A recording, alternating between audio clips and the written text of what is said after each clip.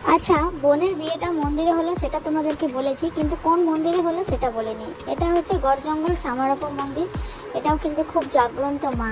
এখানে শোনা কথা আমরা শুনেছি যে ছোটবেলায় ঠাকুমাদের মুখেই শুনেছি যে এখানে মা দুর্গা স্বয়ং নিজে নেমেছিলেন।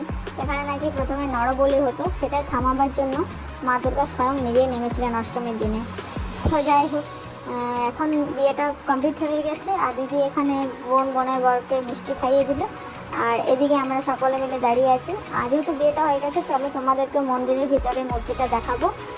তো এই যে দেখতে পাচ্ছ, আমরা এখন মন্দিরের ভিতরে যাচ্ছি। এই যে হচ্ছে মূর্তিটা, দেখে নাও, দর্শন করে নাও তোমরা।